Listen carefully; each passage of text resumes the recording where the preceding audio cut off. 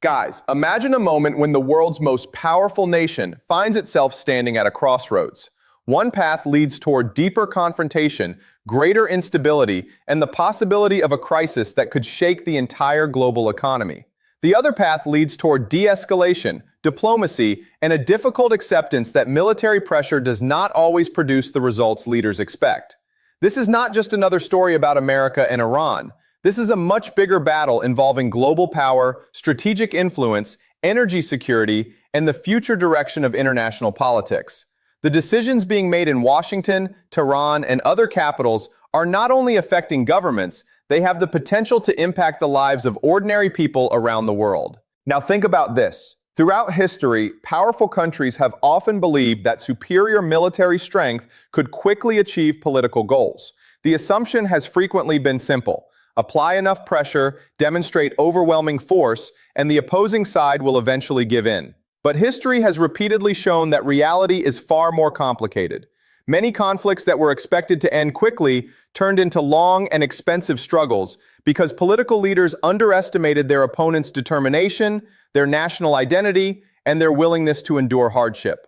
And this is where the current situation becomes extremely interesting. Some analysts argue that the United States now faces a serious strategic question regarding Iran. If pressure and confrontation fail to produce the desired outcome, what comes next? Does Washington continue increasing the pressure and risk a broader regional crisis? Or does it search for a different strategy that reduces tensions and prevents a larger conflict? Think about it, guys. Sometimes the most difficult decision for a superpower is not how to begin a confrontation, it is how to end one. In international politics, changing course can be politically challenging. Leaders often build their image around strength and determination. Admitting that a strategy did not achieve its intended goals can appear like weakness in the eyes of political opponents. Because of this, governments sometimes look for ways to shift their strategy while presenting the change as a success rather than a retreat. And this is a crucial point to understand. In geopolitics, perception is almost as important as reality. A leader may use powerful language, declare a victory, or present a policy change as a strategic achievement. But behind the speeches and headlines, what truly matters is the action that follows. Now, let us look at the bigger picture. The Middle East is not simply another region of the world. It sits at the center of global energy networks, international trade routes, and strategic competition among major powers. Any major military confrontation in this region has consequences that reach far beyond the countries directly involved. A conflict in the Gulf does not remain in the Gulf. The impact can travel through global oil markets, affect transportation costs,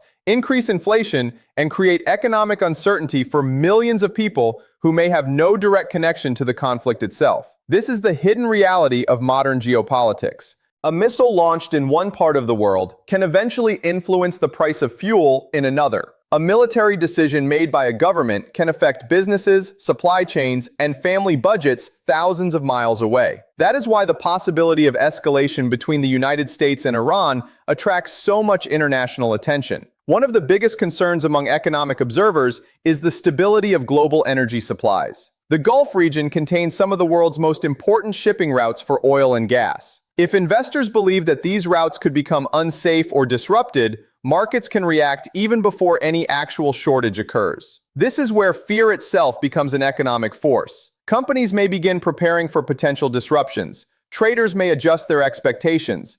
Governments may start considering emergency plans. And all of this can contribute to volatility in global markets. But here is where things become even more complicated. Why do countries continue to move toward confrontation when the economic and political costs could be so high? The answer is that international conflicts are rarely driven by one factor alone. Security concerns, regional influence, domestic politics, alliances, historical grievances, and the desire to maintain credibility all play a role in shaping government decisions. For any American president, the challenge is particularly complicated. On one hand, the president must demonstrate strength to allies and opponents. On the other hand, he must also consider public opinion, economic conditions, and the concerns of ordinary citizens who are more focused on jobs, inflation, and the cost of living. And this creates a powerful contradiction. A foreign policy strategy that appears strong on the international stage may become unpopular at home if it creates economic pain for the population. Higher energy prices can lead to more expensive transportation. More expensive transportation can increase the cost of goods. And eventually, a geopolitical crisis turns into a problem that affects everyday households. Guys, this is why global politics is never only about governments and armies. It is also about economics, public opinion, and the lives of ordinary people. But the story becomes even more complicated when we look at another important question. If military pressure cannot deliver a lasting solution, then what alternatives remain? Can diplomacy still work after years of distrust? Can two countries with decades of hostility find a way to reduce tensions? Or has the relationship reached a point where every negotiation is viewed with suspicion? These are the questions that will determine not only the future of US-Iran relations, but also the stability of the wider Middle East. And here is where the entire geopolitical game enters its most dangerous phase. Because behind the public statements, military movements, and diplomatic messages lies an even larger struggle involving regional powers, global alliances, political interests, and the future balance of power in the international system. The real battle may not simply be about winning a confrontation. It may be about deciding what kind of world emerges, but here is where the story takes an even deeper turn. When we talk about the crisis between the United States and Iran, we cannot look at it as an isolated dispute between two governments. The Middle East is a complicated strategic chessboard where every move creates a reaction. Every military operation, every political statement, and every diplomatic message sends signals to allies, rivals, and global markets. Now ask yourself a simple question. Can a long-term peace agreement truly exist if the wider regional tensions remain unresolved? This is where the situation becomes incredibly complicated. The conflicts involving Israel, Palestine, Lebanon, and other regional actors have created a security environment built on decades of mistrust, competing claims, and opposing national interests. Every side views its own actions through the lens of security and survival, while opponents often see those same actions as aggression. And unfortunately, ordinary civilians usually pay the highest price for these geopolitical struggles. Cities are damaged, economies are weakened, families are displaced, and generations grow up experiencing the consequences of decisions made by political and military leaders. This is the human cost that is often hidden behind strategic discussions and international headlines. But guys, there is another layer to this story that many people overlook: domestic politics inside the United States. Foreign policy is not made in a vacuum. Every American president must balance international objectives with political pressure at home. Public opinion, elections, economic performance, alliances, and national security concerns all influence the choices made inside Washington. Think about it. A leader may want to project strength on the global stage, but that same leader also has to answer to citizens who care about inflation, fuel prices, employment opportunities, and the overall health of the economy. This is where geopolitics and economics become impossible to separate. A conflict thousands of miles away can directly affect the price of gasoline at local stations, increase transportation costs, raise the price of consumer goods, and create new financial uncertainty for businesses and families. And this is important. Many modern conflicts are no longer measured only by the number of soldiers involved or the amount of territory gained. They are also measured by economic consequences, technological competition, information warfare, cyber capabilities, and control over critical resources. The battlefield of the 21st century is much larger than many people imagine. Today, artificial intelligence, surveillance technology, drones, cybersecurity systems, and advanced weapons are becoming central parts of global power competition. Countries are investing billions of dollars because they understand that future influence may depend as much on technological superiority as on traditional military strength. Now think about the bigger picture. The United States is managing strategic competition with China. Europe continues to deal with the long-term consequences of the Russia-Ukraine conflict. Middle Eastern powers are competing for influence, security, and regional leadership. These crises may appear separate, but they are connected by a much larger transformation happening in the international system. The world is moving toward a period of increased competition among major powers, where economic strength, military capability, technology, and political influence are becoming the main tools of competition. And that is exactly why the current moment is so dangerous. History shows that great powers often believe they can carefully control escalation. They assume that limited pressure will produce limited reactions. But history also teaches a very different lesson. Once conflicts expand, controlling the outcome becomes much more more difficult. A small miscalculation can create a chain reaction that nobody originally intended. A military strike can lead to retaliation. Retaliation can bring allies into the conflict. Economic sanctions can trigger market instability. Political pressure can force leaders to take stronger positions. And suddenly, a crisis that was expected to remain limited becomes something much larger. This is why diplomacy remains one of the most important tools in international relations. Diplomacy does not mean friendship. It does not mean countries suddenly forget their disagreements or abandon their strategic interests. Instead, diplomacy is the process of managing those disagreements in a way that prevents them from turning into uncontrollable disasters. However, successful negotiations require something that is often missing during periods of intense conflict: trust. And rebuilding trust between countries that have spent decades viewing each other as enemies is one of the most difficult tasks in international politics. Every proposal is examined carefully. Every promise is questioned. Every action is interpreted through years of previous confrontations. This is why achieving a major agreement between longtime rivals is never as simple as a single meeting or a dramatic announcement. Real diplomacy requires experienced negotiators, technical experts, security specialists, and months or even years of detailed discussions. The details matter. How will agreements be verified? What happens if one side violates the terms? What security guarantees will be provided? How will regional concerns be addressed? These questions cannot be solved through powerful speeches alone. And perhaps that is the biggest lesson from this entire crisis. Showing power may be easy. Creating lasting stability is much harder. The greatest challenge for world leaders is not only knowing how to apply pressure, but also understanding when continued confrontation creates more problems than solutions. Because sometimes, the strongest decision a nation can make is not choosing another battle.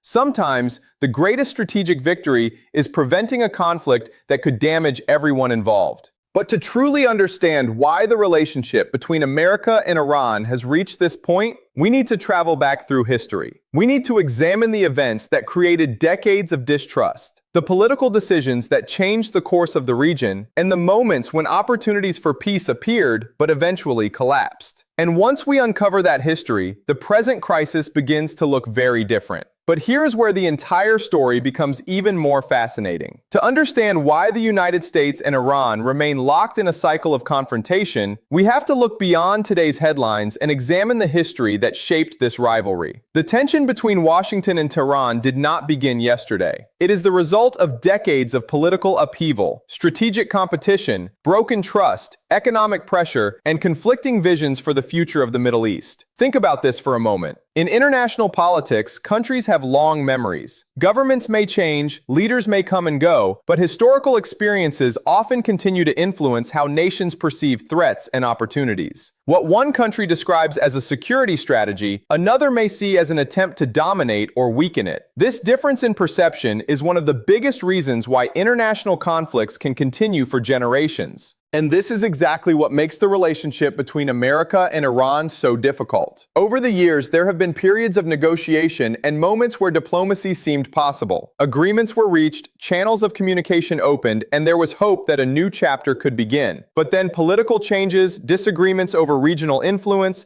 concerns about military capabilities, and disputes over sanctions created new obstacles. The result was a cycle of hope followed by disappointment. A deal is negotiated, a new government comes into power, policies change, trust disappears. The other side responds with more suspicion, and the entire process starts again. Now, this is where the strategic question becomes extremely important. Can maximum pressure actually force a country to completely change its behavior? Some policymakers argue that strong economic and military pressure creates leverage and brings opponents to the negotiating table. Others argue that excessive pressure can have the opposite effect by strengthening resistance and reducing the willingness to compromise. The answer is not always simple because every conflict has its own political, historical, and cultural realities. However, one thing is clear: military power can destroy infrastructure.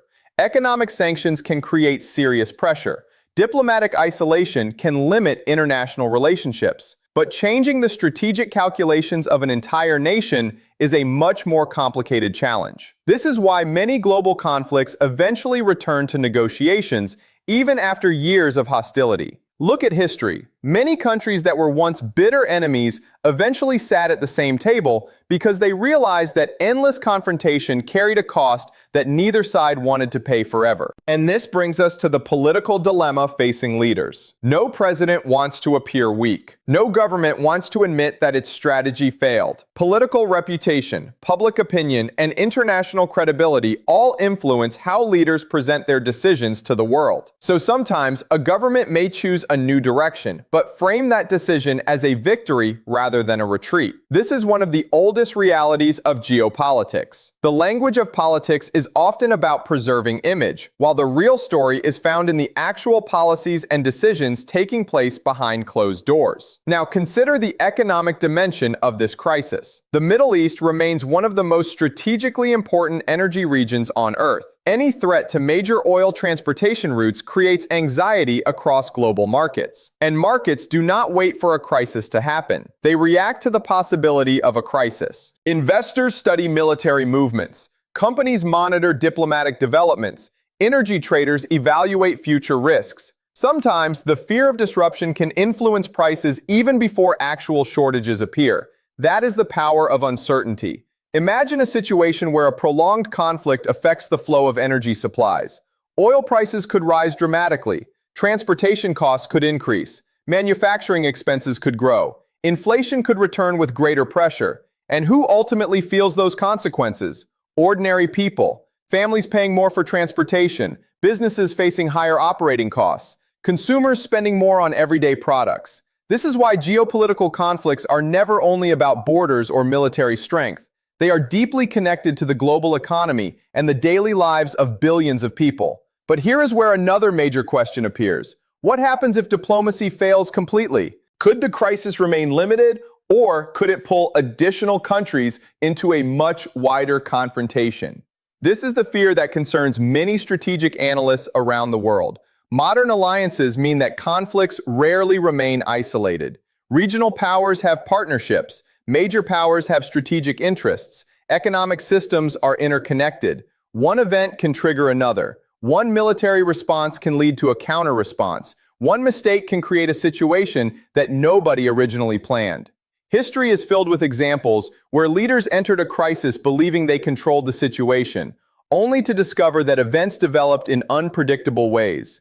That is why successful leadership is not only about showing strength, it is about understanding consequences. It is about knowing when to apply pressure, when to negotiate, and when continuing a confrontation becomes more dangerous than searching for a compromise. The most powerful nations in history have not only been judged by the wars they fought, they have also been judged by the conflicts they successfully avoided. But the crisis in the Middle East is only one piece of a much larger transformation happening around the world. At the same time, another major struggle is reshaping Europe, with the Russia-Ukraine war changing security calculations across the entire continent. China and the United States are competing for technological, economic, and military influence. Artificial intelligence, cyber warfare, advanced weapons, and control over critical resources are creating a new global race for dominance. And the biggest question of the 21st century is becoming clear. Are we entering an era where great powers will constantly confront each other?